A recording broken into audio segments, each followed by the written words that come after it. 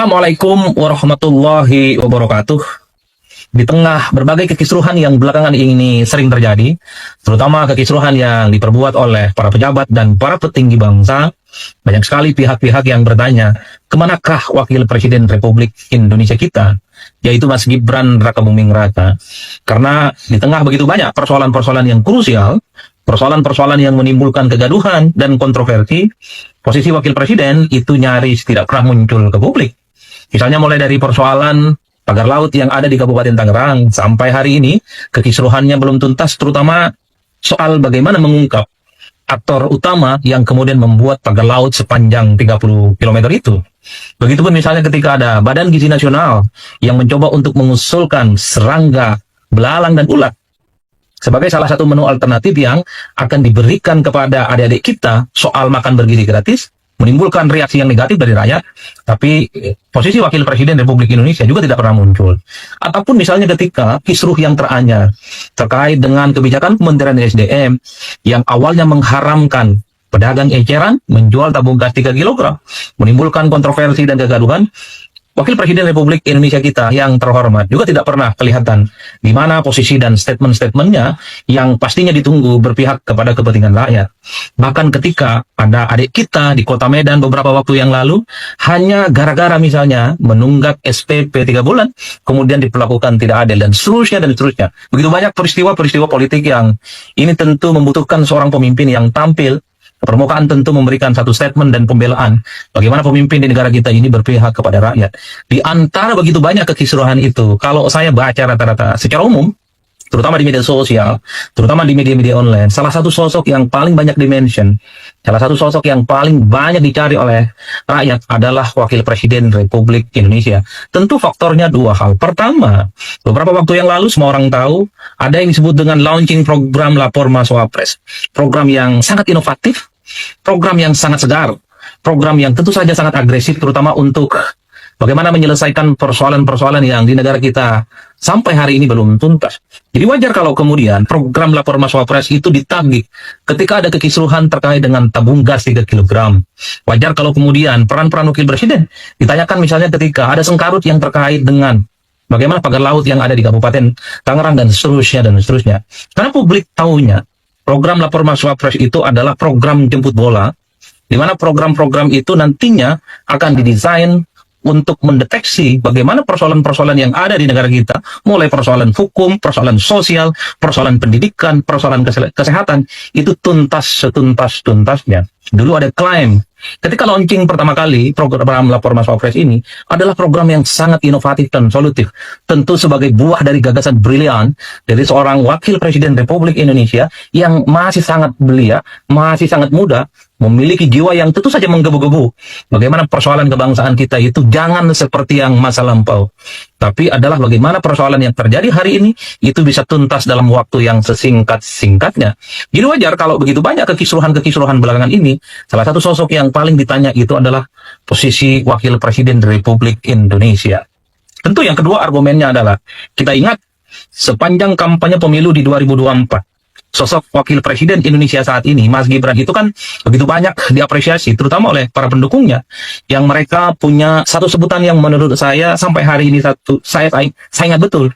Misalnya Gibran itu selalu diklaim adalah sebagai sosok yang sangat suhu, bukan cupu.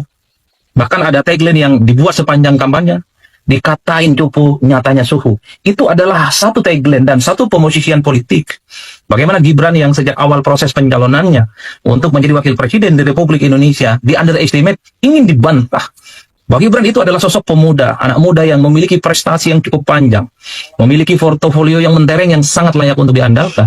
Dan bahkan kita tahu, sekelas Mahfud MD, sekelas Ketua Umum PKB Muhaimin Iskandar terkesan dipermalukan saat debat kandidat. Ya, oke teman-teman, selamat datang kembali di channel ini. Pernyataan yang disampaikan atau paparan yang disampaikan oleh salah satu pengamat politik, yaitu Adi Prayitno. Ya, dia juga sebagai salah satu dosen di UII, teman-teman. Maka itu adalah perjalanan Gibran ketika ya ya jadikan sebagai calon wakil presiden pada saat itu sampai dia menjadi wakil presiden dan juga memiliki program lapor mas Wapres, dan sampai sekarang teman-teman itu adalah perjalanan bagaimana pemerintahan Gibran ya bersama dengan Pak Prabowo Subianto. Kita tahu bagaimana dengan suara-suara pemakzulan wakil presiden Gibran yang sejak dulu, sejak dia ya baru saja menjabat sebagai wakil presiden sampai sekarang, suara tersebut masih bergema. Bagaimana pemakzulan demi pemakzulan. Tapi nyatanya teman-teman sampai sekarang juga Gibran Rakabuming Raka masih tetap sebagai wakil presiden. Tentu seperti yang pernah disampaikan oleh Profesor Mahfud MD, ya, untuk melakukan pemakzulan tersebut tidak segampang membalikkan telapak tangan. Banyak prosedur, banyak jalan yang dilalui, ya, dari Purnawirawan dulunya bersuara keras untuk menyuarakan pemakzulan ini, tetapi sampai sekarang juga masih belum ya terlaksana teman-teman. Nah, tentu ini menjadi satu perhatian dan juga refleksi bagi pemerintahan Prabowo Gibran, ya, supaya membuktikan kepada masyarakat, membuktikan kepada publik bahwa mereka tidak layak untuk dimakzulkan. Kenapa tidak layak? Karena mereka bisa bekerja buat rakyat. Nah, untuk membuktikan itu mereka bisa bekerja, bisa mengayomi masyarakat, bisa memberikan keadilan bagi masyarakat, maka bekerjalah ya semaksimal mungkin sehingga itu membuktikan bahwa pemerintah saat ini mampu membawa masyarakat dan Indonesia ke jenjang yang lebih tinggi. Teman-teman silakan memberikan komentar Anda. Menurut Anda pemerintah saat ini adalah sudah ya membawa Indonesia ke level yang lebih agak tinggi, atau misalnya ya masih setara atau belum ada perkembangan, atau malah ya terjadi penurunan. Nah, terjadi penurunan itu di bagian mana? Ya, sama juga ketika ada peningkatan itu di bagian mana? Ya, teman-teman silakan ya memberikan tanggapan-tanggapan Anda dan selalu mengedepankan etika dalam berbicara tentunya. Oke, kita lihat di sini teman-teman di rmol.id ini, Purnawirawan pemakzulan Gibran lebih realistis dibanding Prabowo. Nah, kata Purnawirawan ini teman-teman, pemakzulan Gibran ini lebih realistis dibanding Pak Prabowo. Yang memang akhir-akhir ini juga mencuat bagaimana dengan pemakzulan Prabowo dan lain sebagainya, tetapi yang dikatakan oleh Purnawirawan ini lebih realistis Gibran daripada Pak Prabowo. Nah, alasannya ini kenapa lebih realistis wakil presiden, teman-teman? Oke, di sini dikatakan sebaliknya. Pemakzulan wakil presiden Gibran Rakabuming Raka disebut lebih realistis, pandangan lebih realistis, ya. Coba kita lihat di sini dulu. Oke. Pemakzulan wakil presiden Gibran Rakabuming disebut lebih realistis.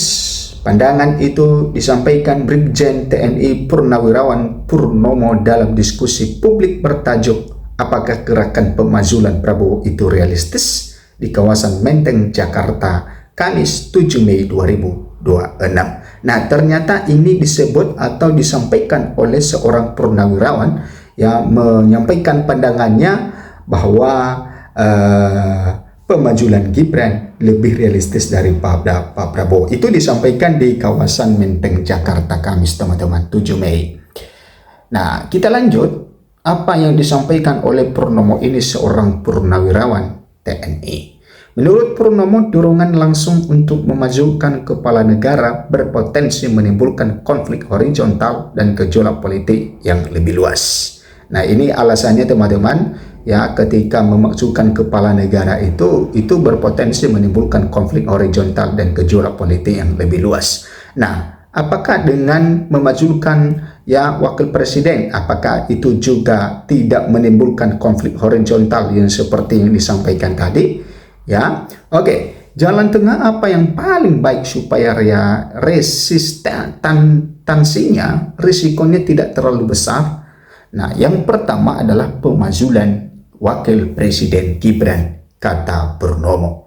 Nah, supaya katanya tidak terjadi konflik horizontal yang lebih luas, katanya adalah pertama yang dilakukan adalah pemazulan wakil presiden.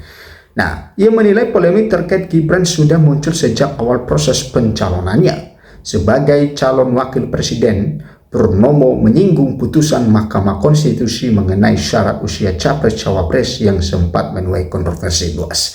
Nah, memang teman-teman alasan atau dasar mereka selalu menyuarakan mengenai pemazulan wakil presiden ini adalah ya mulai dari awal dari pendaftaran atau pencalonan wakil presiden Gibran yang dibuat oleh atau yang diputuskan oleh Ketua Mahkamah Konstitusi pada saat itu, yaitu paman Gibran sendiri, yaitu Anwar Usman.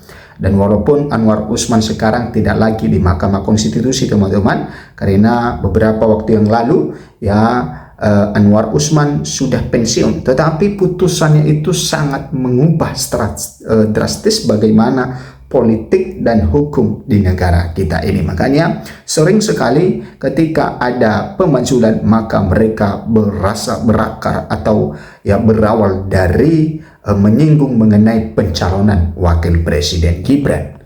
Nah, kenapa harus dimakzulkan? Nah, ini satu pertanyaan yang dimunculkan oleh seorang Purnomo dari kalangan purnawirawan ini. Kenapa harus dimakzulkan?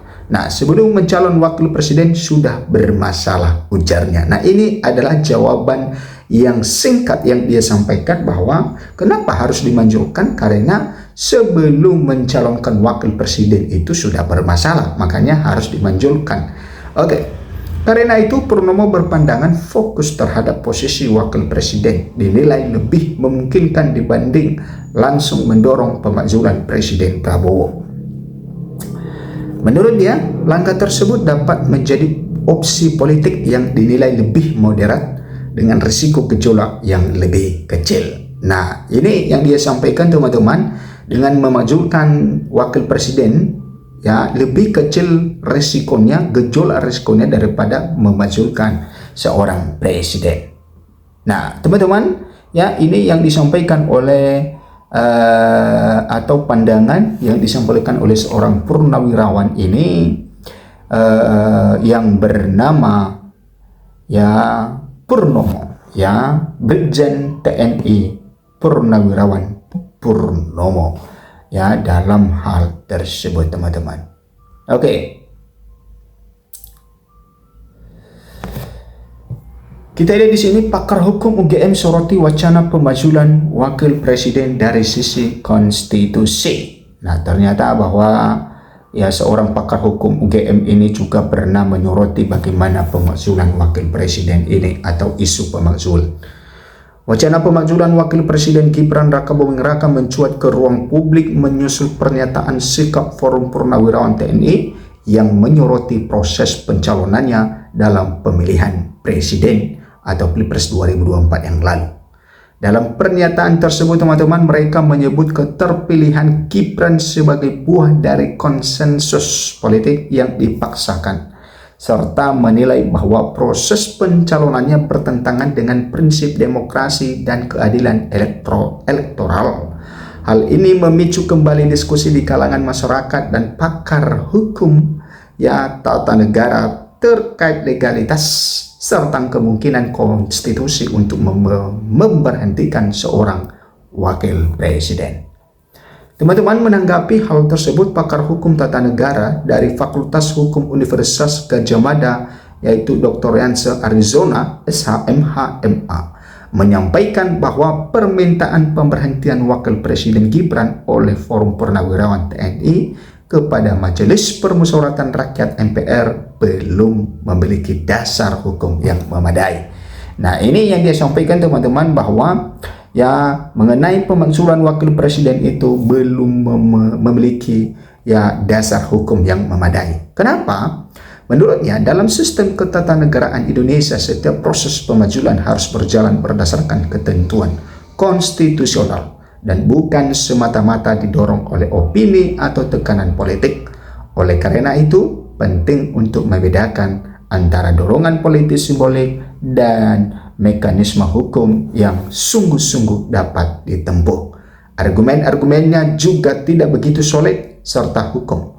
Belum tentu ini memang satu proses hukum yang sedang digulirkan, tapi bisa jadi proses politik yang justru menjadi spotlight pemberitaan media terarah ke Wakil Presiden Gibran. Silakan memberikan komentar Anda teman-teman ya dari isu-isu pemakzulan Wakil Presiden ini.